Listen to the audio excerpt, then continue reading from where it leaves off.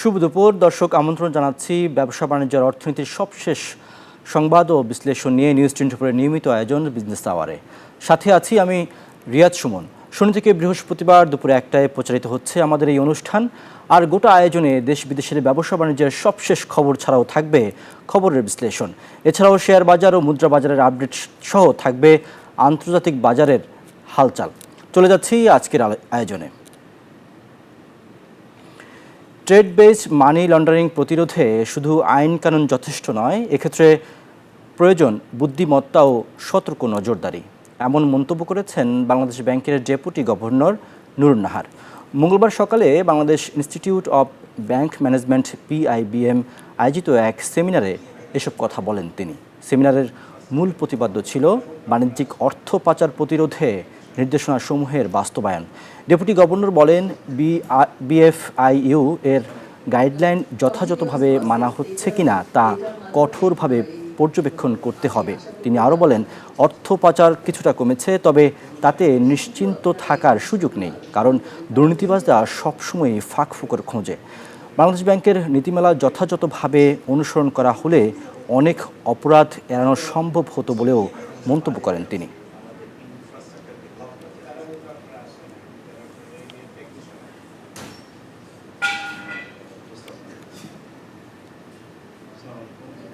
Continuous process, এটার মাধ্যমে আমি আশা করব যে আপনাদের কিছু চ্যানেলের সাথেও আপনারা এই বিষয়গুলো আলোচনা করবেন, কারণ নিজে জানেন এখানে বিভিন্ন কেস স্টাডি আছে। আমি একটা সময় একটা কেস স্টাডির কথা বলি অনেক সময়, যে ট্রেড বেস মানি লন্ডারিং কত ধূর্ততার সাথে মানুষ করে, যারা করে এটা কিন্তু যে গাইডলাইন্স বা এগুলা দিয়ে ধরা যাবে না। এটা একদম IQ অ্যাপ্লাই করতে হবে আর অনেক বেশি সতর্ক থাকতে হবে। দর্শক, বাণিজ্য অর্থ পাচার প্রতিরোধ নির্দেশনা সমূহের বাস্তবায়নের যে সেমিনারটি চলছে, আমরা এখন যোগ দিতে চাই institute of bank management BIBM আয়োজিত এই অনুষ্ঠানে। চলে যাচ্ছি সরাসরি সেখানে।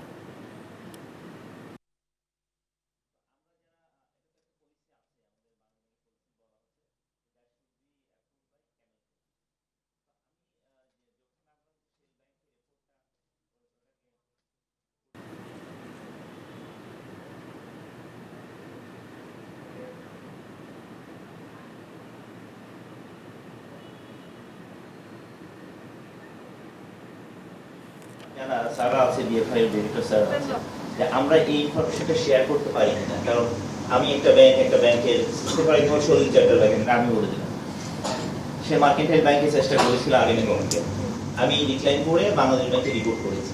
এইটা যদি ইন্ডাস্ট্রিতে সার্কুলেট করা যায় যে না, এই ব্যাংক এই গত 1 মাসে কিংবা 2 মাসে কিংবা মেবি কোয়ার্টারলি হতে পারে, যে গত 3 মাসে এই ব্যাংকটা বাংলাদেশে ঢোকার চেষ্টা করছে, সো দ্যাট আদার ব্যাংকস সচেতন হয় এই ব্যাংক। এটা ছিল দেখা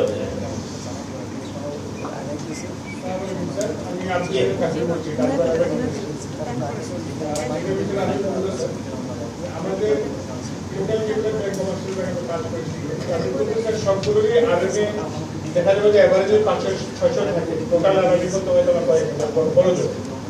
এটা সেন্ট্রাল আমার মনে হয়েছে মানে সেন্ট্রাল ব্যাংক থেকে ভূমিকা রাখতে পারে যে আমরা যে টোটাল বাংলাদেশে RMA করছে, এই টোটাল ডিউ রেজিস্টারে একটা রিপোর্ট বা সেন্ট্রালি করার জন্য যাতে করে সবাই অ্যাভেলেবল থাকে এখানে। এবং যেটা মিস্টার রাজু বলল স্যার, যেখানে কোনো একটা শেয়ার ব্যাংক যদি লিড করার চেষ্টা করে বা ইন্টার করার চেষ্টা করে, তখন আমার এই টোটাল রিপোর্টটা থাকবে, আমরা বলতে নিজেরাও করে শেয়ার করে স্যার এটা আরো এনরিচ হতে পারে। Thank you sir.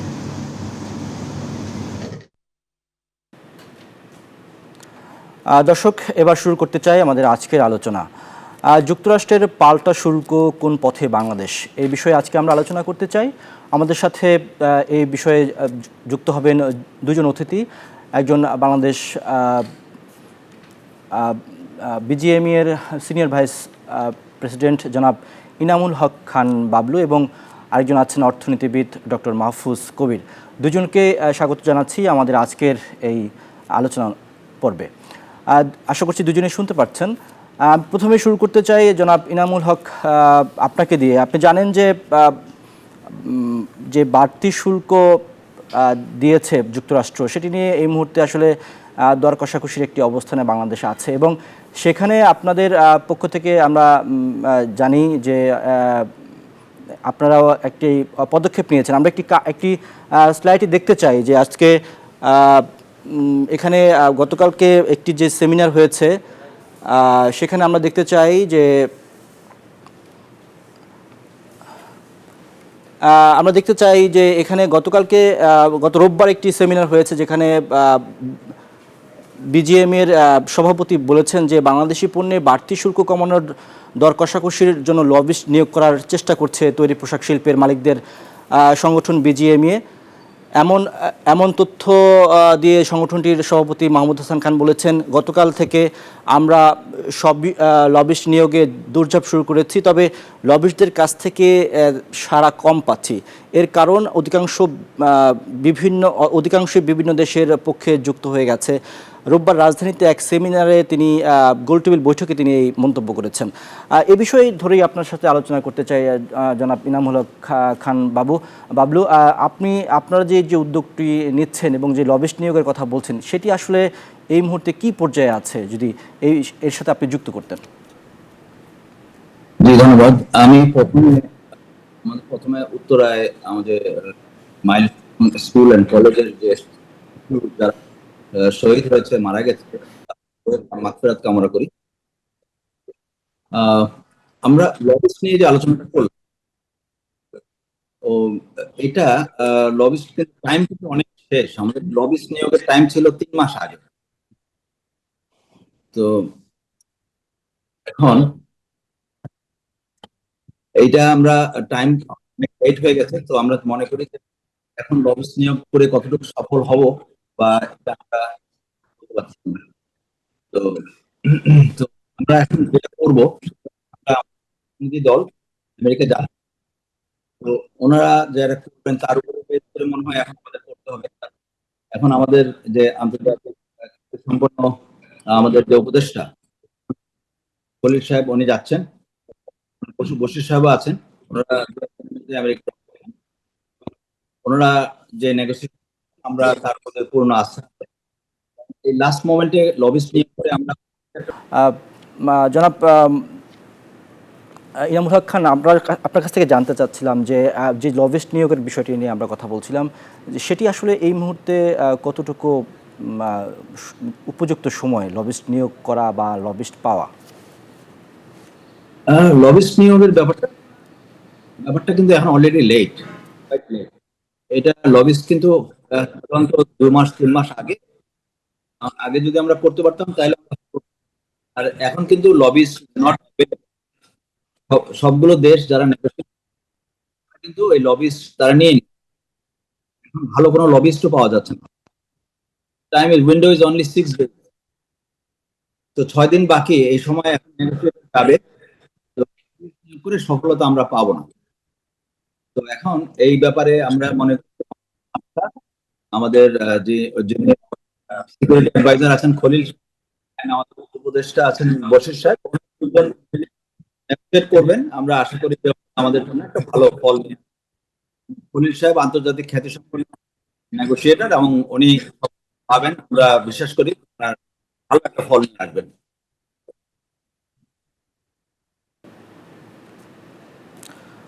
ধন্যবাদ জনাব ইনামুল হক খান বাবলু। আমরা আমাদের সাথে যুক্ত থাকা জনাব মাহফুজ কবির, আপনার কাছ থেকে জানতে চাই যে আসলে এই যে তৃতীয় দফা একটি আলোচনার জন্য আবেদন করেছে বাংলাদেশ যুক্তরাষ্ট্রের কাছে, সেটি আসলে কি মনে হচ্ছে যে আসলে এই আলোচনা, এখন তো আর মাত্র কয়েকদিন বাকি আছে, 1 আগস্ট থেকে যখন নতুন শুল্ক হার নির্ধারিত শুল্ক হার যখন কার্যকর হয়ে যাবে, তা কি দেখছেন আসলে ভবিষ্যৎ? হ্যাঁ, ধন্যবাদ। এখানে আসলে কতগুলো সম্ভাবনা যেটা রয়েছে সেটি হলো যে, এক হলো যে আমরা এই যে নেগোসিয়েশন হবে সেখানে আমরা উইন করতে পারি।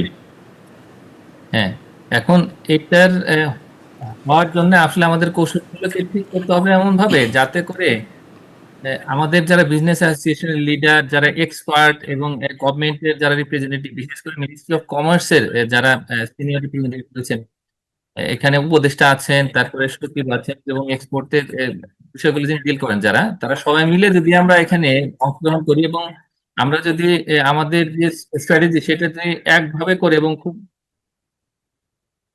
কৌশলগতভাবে আমরা যদি বিষয়গুলো উপস্থাপন করি, তাহলে সেই ক্ষেত্রে আমাদের এই পুরো নেগোসিয়েশনে একটা ভালো ফলাফল আনার সম্ভাবনা রয়েছে। এখন এখানে আসলে কোনো ব্যক্তিকে নির্দিষ্ট করলে হবে না যে তিনি আছেন থাকলেই হবে। বিষয়টা হচ্ছে যে আমাদের একটা কনসার্টেড এফোর্ট লাগবে এবং সেই জায়গাটাতে আমাদের আসলে সবার সহযোগিতা প্রয়োজন এবং বিশেষ করে আমি বলবো যে ব্যবসায়ী সম্প্রদায় এবং এখানে বিজিএমএ বিকিএমএ তাদের রিপ্রেজেন্টেটিভ থাকাটা খুব ইম্পর্টেন্ট এখানে। এখন এখানে দুটো মোড আছে, একটা হলো যে অনলাইনে আমরা করতে পারি, আর একটা হলো যে আমাদের যে অফলাইনে মিটিং, এবং অফলাইনের মিটিং এর জন্য কিন্তু এখনো সেরকম প্রস্তুতি নেই এবং সেখানে ভিসা পাওয়া সবার জন্য এবং ওইখানে যে অ্যাটেন্ড করা এই সময় সূচি নির্ধারণ করা এগুলো একটু কঠিন। আমি মনে করি যে অনলাইনে যদি আমরা এটা শুরু করি, খুব দ্রুত যদি এটা করতে পারি, তাহলে সেক্ষেত্রে অবশ্যই একটা ভালো ফলাফল নিয়ে আসা সম্ভব। তবে সবই নির্ভর করছে আসলে কত দ্রুত তাদের কাছ থেকে আমরা সাড়া পাই। ইতিমধ্যে আমরা ইমেল করেছি, কিন্তু আমরা যদি এই সপ্তাহের মধ্যে পেয়ে যেতে পারি একটা স্লট, তাহলে সেক্ষেত্রে আশা করা যায় যে এখানে একটা ভালো ফলাফল আসতে পারে। যে এনামুল হক খান, আপনারা তো আপনাদের যারা রপ্তানিকারক, বিশেষ করে যুক্তরাষ্ট্রে আপনাদের বড় একটি পরিমাণ আপনারা রপ্তানি করে থাকেন। এই যে যুক্তরাষ্ট্র ভিত্তিক বা যুক্তরাষ্ট্র নির্ভর একটি বাজার ব্যবস্থা, সেখান থেকে বেরিয়ে আসারও খুব বেশি সুযোগ নেই, কারণ আপনাদের বেশিরভাগ প্রতিষ্ঠানগুলো সেই মার্কিন যুক্তরাষ্ট্রের বাজারে রপ্তানি করে থাকেন। তো এই জায়গাটিতে ঠিক রেখে পাশাপাশি নতুন রপ্তানির বাজার তৈরি করার ক্ষেত্রে আসলে আপনারা কি ভাবছেন? প্রথম কথা হচ্ছে আমেরিকাতে আমাদের প্রায় 20% আমাদের এক্সপোজার প্রায়। তো 20% এক্সপোজার আমরা বন্ধ করে দেবো, এটা হয় না। আমরা এটাকে লাস্ট পর্যন্ত ট্রাই করবো, যেভাবে হোক আমরা টিকে রাখতে হবে। টিকে রাখতে খুব ইম্পর্টেন্ট, বিকজ এই আমরা যদি এর থেকে সরে যাই স্ট্রেস করবো, তখন আমাদের প্রাইস কম্পিটিশনে আমরা চলে যাবো, প্রাইস কমে যাবে, অনেক কিছু আসবে। তো আমরা মনে করি যে ইউএস মার্কেট অবশ্যই আমাদের দরকার। শেষ কথা হচ্ছে, যদি আমরা ইউএস মার্কেট টিকে রাখতে না পারি, ইন দ্যাট কেস আমাদের ইউরোপে ফিরে যেতে হবে, এই কানাডা যেতে হবে, এরপরে আমাদের নন ট্রেডিশনাল মার্কেট যেমন আমাদের জাপান, অস্ট্রেলিয়া, সৌদি আরবিয়া, এইসব জায়গায় আমাদের আবার এক্সপ্লোর করতে হবে, রপ্তানি বাড়াতে হবে। অলরেডি কিন্তু আমরা খুব ভালো সাড়া পাচ্ছি ট্রেডিশনাল মার্কেট গুলোতে, আমাদের খুবই ভালো। তো এটা যদি কন্টিনিউ তাহলে আমরা বেড়ে আসতে পারবো, বাট এটা সময় লাগবে।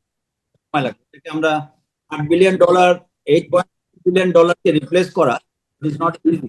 অ্যাটলিস্ট আমাদের 1 থেকে 1.5 বছর লাগবে আমরা নতুন বাজার। But at the same time একটা বড় কথা হচ্ছে, বাংলাদেশের যে এক্সপোর্ট, এই এক্সপোর্টটা কিন্তু রিপ্লেস করার মতো কোনো দেশ নাই। ইন্ডিয়া বলি, ভিয়েতনাম বলি, ক্যাম্বোডিয়া, কেউই কিন্তু আমাদেরকে রিপ্লেস করার মতো এই মুহূর্তে নাই। 1.5 years to 2 years সময় লাগবে। এই 2 বছর সময় কিন্তু আমরা পাবো। এর মাঝে আমরা আমাদের বিকল্প মার্কেট বা ইউরোপে আমাদের এখন অনেক এক্সপোর্ট করতে পারবো। আমার মনে হয় আমরা সময় পাবো, বাট 1 থেকে 1.5 বছর মধ্যে আমরা আমাদের মার্কেট আবার তৈরি করে ফেলতে পারবো। তো বায়াররা খুব শঙ্কিত, বায়ার এখন আমেরিকান বায়ার, কোন দিকে যাচ্ছি আমরা, ব্যবসার কোন দিকে, এখন কিন্তু ব্যবসার ডিরেকশন খুব খারাপ, কারণ বায়াররা নার্ভাস, অর্ডার স্টপ করছে, স্থগিত রাখছে, অর্ডার ক্যান্সেল করছে। তো এটা অত্যন্ত উদ্বেগজনক, এবং আমার মনে করি যে আমাদের পাইপলাইনে যে অর্ডারগুলো রয়েছে, এই অর্ডারগুলো আমাদের অবশ্যই এক্সপোর্ট করে বের করে দিতে হবে। আমরা ডিসকাউন্ট দেই বা যেভাবে দেই, আমরা এক্সপোর্টটা করতে পারলে আমরা তখন ফ্রি থাকবো। ঠান্ডা মাথায় তখন আমরা নতুন নেগোসিয়েশন করবো। নেক্সট সিজনে যে কাজগুলো হবে সেগুলো কিন্তু আমরা ঠান্ডা মাথায় করতে পারবো। তা আমাদের টেনশন পাইপলাইনে যে অর্ডারগুলো রয়েছে, এই অর্ডারগুলো আমরা খালি করতে চাই প্রথমে, তারপরে আমরা নেক্সট নেগোসিয়েশনে যাব। এই হচ্ছে আমাদের আপাতত পরিকল্পনা। জি, এনামুল হক খান বাবলু, আপনি যেমনটা বলছিলেন যে আসলে আপনাদের বাজার সম্প্রসারণ এবং রপ্তানির নানান বিষয়গুলো আপনি তুলে এনেছেন। এই বিষয়ে আরেকটা তথ্য আপনাদেরকে শেয়ার করে জানাতে চাই যে আমরা দেখতে পাচ্ছি যে এখানে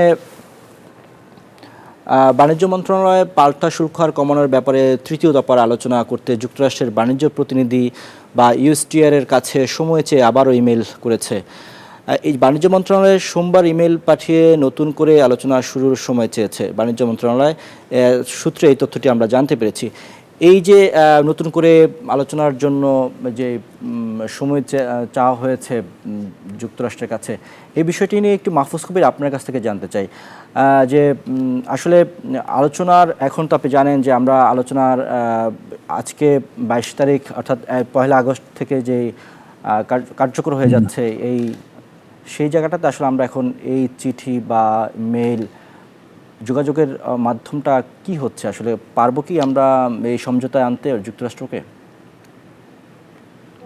আমার কাছে মনে হয় যে পুরো বিষয়টা আসলে নির্ভর করে যে ওরা কতটুকু দ্রুত রেসপন্ড করে তার উপরে, এবং আমার যতটুকু ধারণা যে ইউএসটিআর এবং বিশেষ করে যে তাদের ডিপার্টমেন্ট অফ কমার্স তারা খুব সিরিয়াস, তার কারণ সবার সঙ্গেই তারা এই সময়ের মধ্যেই ডিলটাকে ফাইনাল করতে চান এবং বাংলাদেশকে বাদ দিয়ে তারা চলে যাবেন, এই বিষয়টা এরকম নয়। তো এই বিষয়টা আমার মাথায় রাখতে হবে, তার কারণ তাদের একটা বাণিজ্যিক স্বার্থ রয়েছে, ভূ রাজনৈতিক ভূ অর্থনৈতিক স্বার্থ রয়েছে বাংলাদেশের সঙ্গে।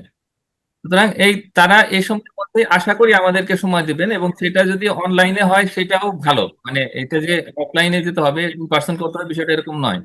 আর অন্যান্য আরো অনেক দেশ রয়েছে, তাদের সঙ্গে তাদের শিডিউল আছে এবং তাদের সঙ্গে ইন্টারেস্ট মিটিং হচ্ছে। তো এটা মাথায় রেখে আমি মনে করি যে এই লম্বা সময় ধরে, মানে 3 দিন ধরে আমরা বৈঠক করবো তাদের সাথে, এই ধারণাটা বাদ দিতে হবে। বাদ দিয়ে একদিনের মধ্যে আমরা সব বিল ফাইনাল করে ফেলবো, সমস্ত জায়গাতে ডিসিশন নিয়ে ফেলবো, তো সেরকম করে আমাদের নিজস্ব প্রস্তুতি দরকার। এবং এটার জন্য আসলে যে সবচেয়ে বেশি দরকার সেটি হলো যে এই মিটিং এর আগেই এই সবার সঙ্গে একসাথে বসা, বিশেষ করে এক্সপার্ট এবং এখানে ব্যবসায়ী সম্প্রদায়, বিশেষ করে বিজিএমই, বিকেএমই এর রিপ্রেজেন্টেটিভ এবং এই যে বাণিজ্য মন্ত্রণালয়, 3টি সংস্থার মধ্যে আসলে বা 3টি জায়গার রিপ্রেজেন্টেটিভদের মধ্যে একটা সুন্দর বৈঠক হয়ে তাদের দিক থেকে যে সমস্ত চাওয়া রয়েছে সেই বিষয়গুলোতে নিজেরা আমাদের সিদ্ধান্ত নিয়ে ফেলতে হবে। নিয়ে তারপরে তাদের সঙ্গে আমরা এই বিষয়ে আলাপ আলোচনা করব, মূলত পুরো জিনিসটাকে চূড়ান্ত করার জন্য। তো এই 3 দিন ধরে 4 দিন ধরে বৈঠক হবে, এই ধারণা থেকে যদি আমরা বের হয়ে না আসতে পারি তাহলে কিন্তু আমাদের সমস্যা হবে। তো সুতরাং এই প্রস্তুতিটা আগে যদি আমরা নিয়ে ফেলতে পারি, তাহলে যে কোনো সময় যদি একটা বৈঠকের তারিখ তারা নির্ধারণ করে, তাহলে সেখানে যেন আমরা আমাদের প্রস্তাবটা উপস্থাপন করতে পারি, সেইভাবে আমাদের অগ্রসর হতে হবে। জি, ধন্যবাদ জনাব মাহফুজ কবির। আমরা আরেকটি তথ্য বিজিএমই থেকে পাঠানো হয়েছে, সেই তথ্যটি আমরা দেখতে চাই। সেখানে আমরা দেখতে পাচ্ছি যে এখানে বলা হচ্ছে বিজিএমের পক্ষ থেকে এই তথ্যটি দেওয়া হয়েছে, যেখানে বলা হয়েছে যে যুক্তরাষ্ট্র শেষ পর্যন্ত বাংলাদেশের উপর উচ্চ হারে পাল্টা শুল্ক আরোপ করলে বিজিএমইর সদস্যভুক্ত 1332টি পোশাক কারখানার উপর প্রভাব পড়বে। এসব কারখানা যুক্তরাষ্ট্রের বাজারে পোশাক রপ্তানি করে, কেউ বেশি কেউ কম। পোশাক রপ্তানিকারকদের সংগঠন বিজিএমইর এই হিসাব তৈরি করছে। সংগঠনটি জানিয়েছে যে তাদের সদস্যদের মধ্যে সচল পোশাক কারখানার সংখ্যা এখন 2500-এর মতো। এই যে বিজিএমইর প্রকাশিত এই তথ্য ধরেই আমি আসলে প্রশ্ন করতে চাই জনাব ইনামুল হক খান বাবলু আপনার কাছে, এই যে আপনাদের পক্ষ থেকে বলা হয়েছে যে 2500 প্রতিষ্ঠানের মধ্যে প্রায় 1322টি প্রতিষ্ঠান প্রভাব পড়বে, এটি আসলে কি, যদি একটু বিস্তারিত বলতেন এই বিষয়ে। প্রভাব পড়বে যে কথাটা হচ্ছে যে অনেক ফ্যাক্টরি আছে যাদের 90% এক্সপোজার আমেরিকাতে, কোনো ফ্যাক্টরি আছে 80%, 70%, যেমন আমার আছে 20% মতো। তো আমরা আমাদের এই যে যাদের 90% বা 100% বা 95%, তারা কিন্তু সিরিয়াস একটা ডিজাস্টার সিচুয়েশন আছে। 1 তারিখ অগস্টের 1 তারিখে নির্ধারণ হবে, ভালো কিছু হবে, তো আমাদের অনেক দেরি, কিন্তু বায়াররা ইতিমধ্যে কিন্তু অর্ডার আদার বন্ধ করে দিয়েছে, অথবা স্থগিত রেখেছে, অথবা ডিসকাউন্ট মালগুলো দিতে হচ্ছে। তো সেই জায়গাটা জিনিসটা অত্যন্ত চ্যালেঞ্জিং একটা সিচুয়েশন যাচ্ছে। তো এখন আমাদের এই 1 অগস্টের আমাদের আউটকামটা তো দেখতেই হবে, তারপরে আমরা বুঝতে পারবো আসলে আমরা কোথায় আমাদের। তো আমরা যেটা শুনতে পেরেছি যে আমাদের উপদেষ্টা মন্ডলী এবং আমাদের যে খলিল সাহেব যারা আছেন আমাদের, ওনারা মোটামুটি একটা আলোচনার শেষ পর্যায়ে আছেন। পুরোটা আলোচনার শেষ পর্যায়ে শুধু একটা স্মল পয়েন্টস রয়ে গেছে। তো সেগুলো যদি আমরা সলভ করতে পারি, তো আমি মনে করি আমাদের হয়ে যাবে। আমাদের ডিলটা যদি হবে, এবং আমরা আশা করি আমাদের ডিলটা অনেক ভালো একটা ডিল হবে, এবং আমাদের সংকটগুলো অনেকটা কেটে যাবে। জনাব ইনামুল হক খান বাবলু এবং জনাব মাহফুজ কবির, আপনাদের দুজনকে ধন্যবাদ আজকে আমাদের সাথে বিজনেস আওয়ারে যুক্ত হওয়ার জন্য। আপনাদের কাছ থেকে যে বিষয়টি জানলাম যে আসলে শেষ পর্যায়ে এসে ট্রাম্পের যে শুল্ক নীতি বা শুল্ক হার নির্ধারণ করেছে বাংলাদেশের উপর, তার উপরে আসলে এই মুহূর্তে বাংলাদেশের করণীয় বাস্তবতা এবং চ্যালেঞ্জগুলো কী সেই বিষয়গুলো আপনারা দুজনেই তুলে ধরার চেষ্টা করেছেন। আশা করছি রাষ্ট্র সরকার এই বিষয়গুলো যথাযথ পদক্ষেপ নেবে, যদিও সময় খুব কম, এর মধ্যে এই বিষয়গুলো আপনাদের এই দাবিগুলো এবং পরামর্শগুলো আমলে নিয়ে একটি কার্যকর জায়গায় যাবে এবং যেখানে রপ্তানি বাজার তার গতি ধরে রাখবে। এই প্রত্যাশা জানিয়ে আজ শেষ করছি আজকের আমাদের বিজনেস আওয়ারের আলোচনা। আপনাদের দুজনকে আবারও অনেক অনেক ধন্যবাদ। দর্শক, আলোচনার শেষে এই পর্যায়ে নিতে চাই আমাদের আজকের বিজনেস আওয়ারে একটি বিরতির সময় হলো। কিছুক্ষণ পরেই ফিরে আসবো, আমাদের সাথেই থাকুন।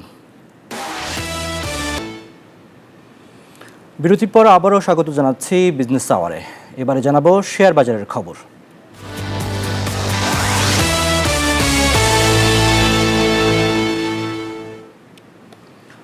দর্শক, জানিয়ে দিতে চাই আজকের শেয়ার বাজারের এই মুহূর্তের অবস্থা। সরাসরি যুক্ত হচ্ছি। আমরা দেখতে পাচ্ছি যে আজকে তিনটি সূচকই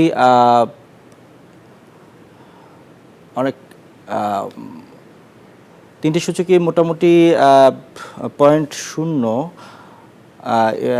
ডিএসসিসিতে এই মুহূর্তে 0, সরিয়া ভিত্তিকে 0 এবং দেখতে পাচ্ছি যে DS30 ইন্ডেক্স।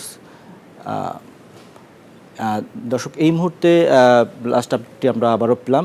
এখানে আমরা দেখতে পাচ্ছি যে ডিএক্স ইন্ডেক্স আজকে 32.14 বেড়ে এই মুহূর্তে অবস্থান করছে 5,251 পয়েন্টে এবং ডিএসসি ইন্ডেক্স সেটি 9.5 বেড়ে অবস্থান করছে 1156 পয়েন্টে এবং DS30 ইন্ডেক্স 18.04 বেড়ে অবস্থান করছে 2014 পয়েন্টে। অর্থাৎ তিনটি সূচকই আজকে মোটামুটি ঊর্ধ্বমুখী। এখন পর্যন্ত লেনদেন হয়েছে 4,925 কোটি টাকা এবং মোট 173টি কোম্পানির শেয়ার বাজারের দাম বেড়েছে এবং দাম কমেছে 128টি কোম্পানির এবং অপরিবর্তিত আছে 91টি কোম্পানির। তো এই ছিল শেয়ার বাজারের অবস্থা। আমরা এবার জানিয়ে দিতে চাই মুদ্রা বাজারের দরদাম।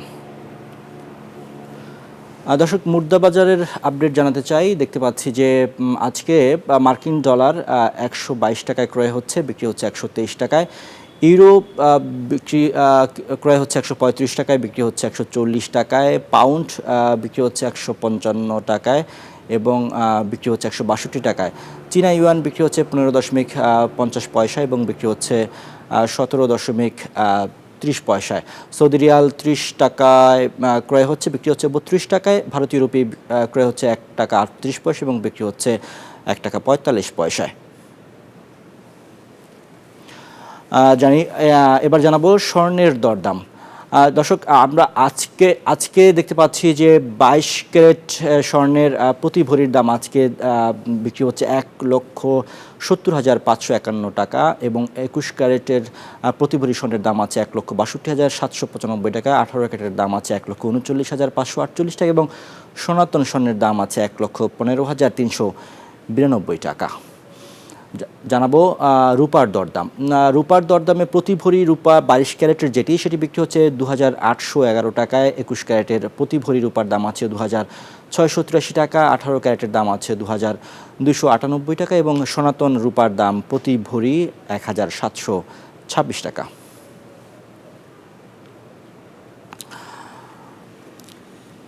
দর্শক, সময় হলো আরও একটি বিরতির, সাথেই থাকুন। দর্শক, আবারও স্বাগত বিজনেস আওয়ারে। এবারে জানাবো বন্দর বাণিজ্যের খবর।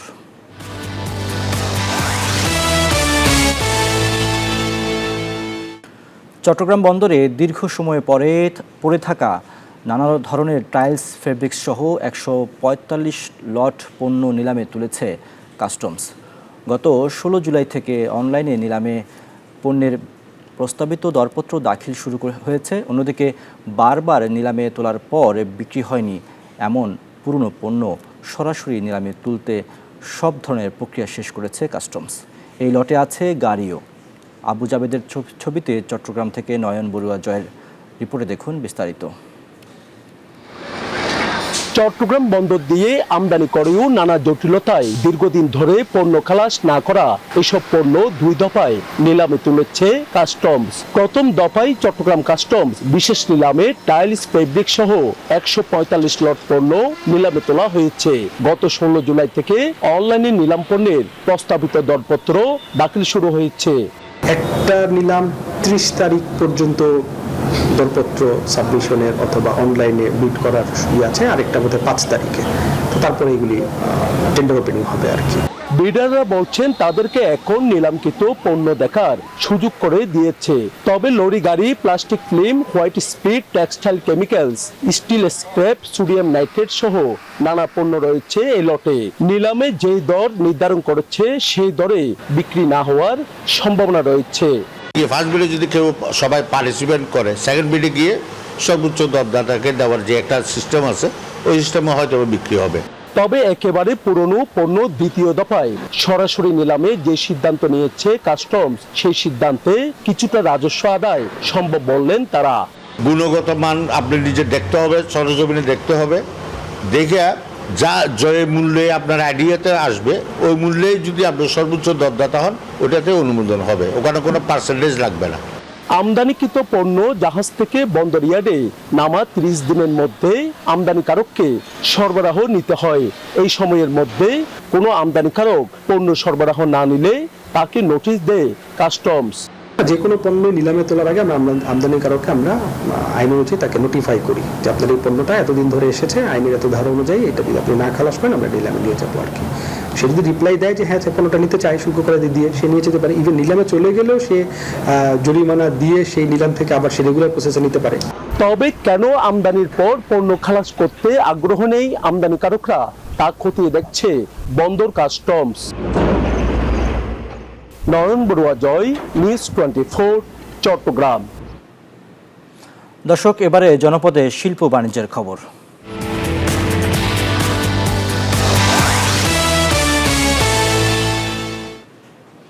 স্বল্প খরচে লাভজনক হওয়ায় আউশ চাষে আগ্রহ বাড়ছে বগুড়ার চাষিদের। এখন আউশের ক্ষেত পরিচর্যায় ব্যস্ত তারা। উন্নতজাত সম্প্রসারণ সহ চাষিদের আউশ চাষে উদ্বুদ্ধ করছে কৃষি বিভাগ। আব্দুল সালাম বাবুর তথ্যচিত্রে দেখুন ডেস্ক রিপোর্ট। শস্য ভাণ্ডার খ্যাত বগুড়া জেলায় আউশ, আমন ও বোরো 3 মৌসুমেই ধানের চাষাবাদ হয়। তবে জেলার সদর, গাবতলী, সারিয়াকান্দি, শাহজাহানপুর সহ কিছু উপজেলায় আউশ চাষ বেশি হয়ে থাকে। মাস জুড়ে এখন আউশ চাষাবাদে ব্যস্ত কৃষক। এরই মধ্যে আগাম রোপণকৃত আউশ ধানের শীষ দুলছে বাতাসে। চাষিরা জানান, আউশ বৃষ্টি নির্ভর ফসল হওয়ায় সেচ খরচ নেই বললেই চলে। রোগবালাই কম হওয়ায় কীটনাশকের খরচও কম। চাষিরা জানান, গত বছরের তুলনায় এবছর সরকারি প্রণোদনার পরিমাণও বেড়েছে। ভালো দাম পেলে লাভবান হওয়ার স্বপ্ন দেখছেন তারা। 1000-1200 টাকা দুল মন পাওয়া যায়, 1000 টাকা মন। সেই হিসেবে বিঘেকে আপনি মন 20-18 মন ধান নামে। 5000 টাকা খরচা হয়, আর আউশ লাগানো সবই লাভ। এরপরে আলু খাওয়া হবে। বর্ষাকালে একটু পানি পাওয়া যায়, যার জন্য আউশ করা দিয়ে। উন্নত জাত চাষাবাদ সহ বিভিন্ন পরামর্শ দিয়ে কৃষকের পাশে আছে কৃষি বিভাগ। আমাদের যে জাতগুলো এখন আসছে, এগুলো প্রায় চালে আমাদের প্রায় প্রতি হেক্টর 3 টন করে উৎপাদন হচ্ছে, এবং ধানে যদি উৎপাদন করি হিসাব করি আমরা প্রায় 4.5 টন, এবং আমরা যদি বিঘা হিসাব করি প্রায় 16 মন। কিন্তু আগে জাতগুলো প্রায় 12-13 মন তারা উৎপাদন হতো। তো সেই হিসাবে আমার মনে হয় যে ফলন কিন্তু এখন অনেক বেড়ে যাচ্ছে। চলতি মৌসুমে 12,700 হেক্টর জমিতে 60,000 টন ধান উৎপাদনের লক্ষ্যমাত্রা নির্ধারণ করেছে কৃষি বিভাগ, যা থেকে চাল উৎপাদন হবে অন্তত 40,000 টন। Desk report, news 24। ফেনীতে এবারের বন্যায় কৃষিখাতে ব্যাপক ক্ষতি হয়েছে। কষ্টে ফলানো সোনার ফসল হারিয়ে দিশেহারা কৃষকরা।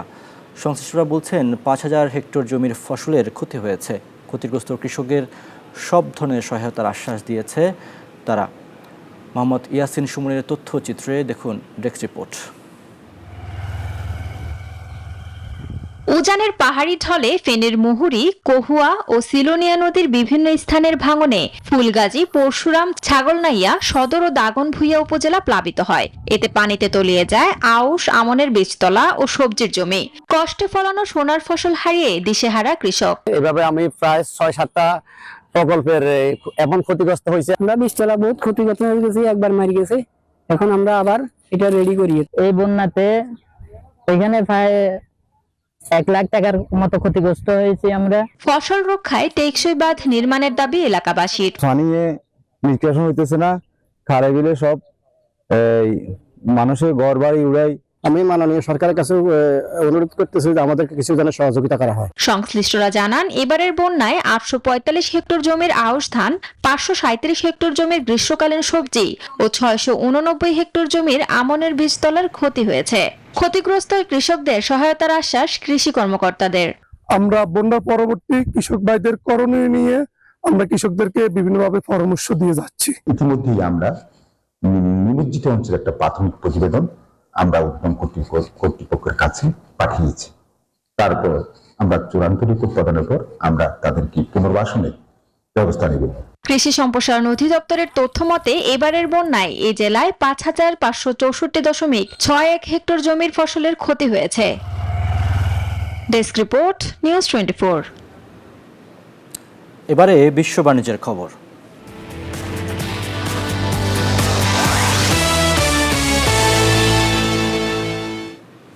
চীনে চলতি বছরের দ্বিতীয় ভাগে স্মার্টফোন বিক্রি গত বছরের তুলনায় 2.4% কমে গেছে।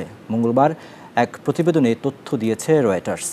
সংবাদ মাধ্যমটি জানায়, এই সময়ে যেখানে অ্যাপেলের বিক্রি কমেছে 1.6%, সেখানে চীনা ব্র্যান্ড হুয়াওয়ের বিক্রি 17.6% বেড়েছে। বর্তমানে 18.1% শেয়ার নিয়ে চীনের বাজারের শীর্ষে রয়েছে হুয়াওয়ে।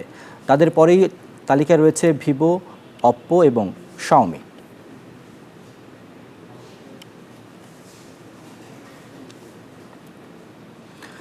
দর্শক, এই ছিল আজকের বিজনেস আওয়ারে আয়োজন। আমাদের সাথে থাকার জন্য আপনাদেরকে সবাইকে আবারও ধন্যবাদ।